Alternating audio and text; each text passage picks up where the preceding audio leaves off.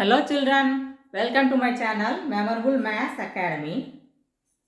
Today I am going to tell about objective type of questions. ఇవి objective type కింద అంటే multiple choice కింద A B C D అని answers ఇచ్చి పైన క్వశ్చన్ ఇస్తాడమ్మా. ఇవి కంపల్సరీ బిట్ పేపర్లో వస్తుంది. బిట్స్ ఇలాగే ఇస్తాడు, కావాలంటే రఫ్ వర్క్ చేసుకొని ఆన్సర్ చేయొచ్చు. ఓకేనా? 3/10 is equal to how much dash ఎంతమ్మా? 3/10 అంటే 3ని 10తో డివిజన్ చేస్తాం.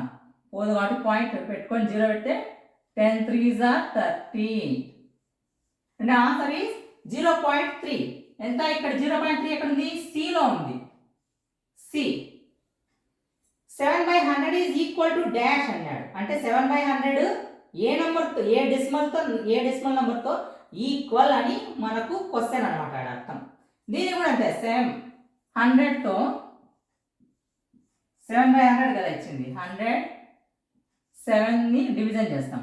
పోదు కాబట్టి ఏం చేయాలా? పాయింట్ పెట్టి 0 పెట్టుకోవాలి. మళ్ళీ పోతుందా? పోదు కాబట్టి 0 పెట్టి మళ్ళీ 0 పెట్టాలి. 100 7s are 700. ఇప్పుడు 0.07 ఊరికి 0.7 అని కన్ఫ్యూజ్ పడేది కాదు. 0.7 కాదు, 0.07. బాగా గుర్తుపెట్టుకోండి. 0 పాయింట్ అవతల 07 ఉందా లేదా? ఇక్కడ కూడా ఉంది చూడండి, పాయింట్కి అవతల ఉంది 0.07. అంటే ఆన్సర్ డి. ఓకేనా? Third one, the value of 37/10,000 is dash అన్నాడు. 37/10,000 వాల్యూ ఎంత అంటే అప్పుడు మనం ఏం చేయాలా?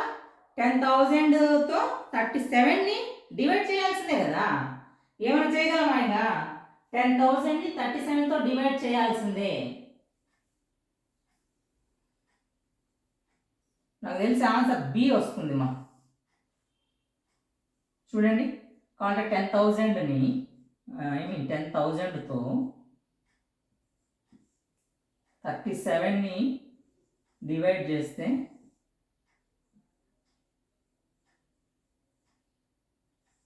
చేస్తే పోదు కాబట్టి పాయింట్ పెట్టి 0 పెడతాము. అయినా పోతుందా? పోదు కాబట్టి 0 పెట్టి 0 పెడతాము. అయినా ఏమైనా పోతుందా? 10,000 కదా అది, ఇది 3,000దే కదా, కాబట్టి పోదు.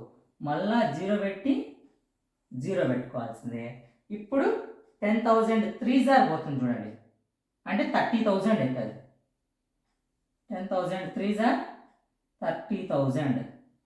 3 zeros are 0, 3 zeros are 3 zeros are ఇక్కడ కూడా 0నే. 3 1s are 3 అవుతుంది. పోతే ఎంత వస్తుంది? 7,000 వస్తుంది. 0 0 0 7 7,000 వచ్చింది. ఇంకా 10,000తో రిమైనింగ్ 7,000ని మళ్ళీ డివిజన్ చేయగలమా? చేయలేం కదా, కాబట్టి ఇంకో 0 పెట్టుకోవాల్సిందే. అప్పుడు ఎంత అవుతుంది? 10,000 7s are పోతుంది. 10,000 7s are 70,000. మనకి ఎంత వచ్చిందమ్మా? 0.0037 వచ్చింది. ఇక్కడ 0.0037 కరెక్ట్. నేను ఇందాక మైండ్లోనే లెక్క వేసుకొని చెప్పాను చూడండి, 0.0037. B is the answer.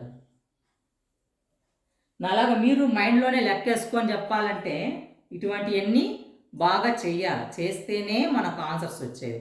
అప్పుడు ఆన్సర్స్ వస్తేనే ప్రతి ఒక్కటి మైండ్లో తిరుగుతూనే ఉంటాయి. కాబట్టి అంటే యాడిషన్స్ కానీ, సబ్ట్రాక్షన్స్ కానీ, మల్టిప్లికేషన్స్ కానీ, డివిజన్స్ కానీ ఏదైనా తిరుగుతూనే ఉంటాయి. కాబట్టి టక్కున నోట్తోనే చెప్పేయచ్చు ఆన్సర్. ఇప్పుడు నేను అనుకుంటానే ఉన్నాను కాబట్టి 0.0037 is the answer. Okay children, నా ఛానల్ మీకు నచ్చినట్లయితే please like, share and subscribe my channel.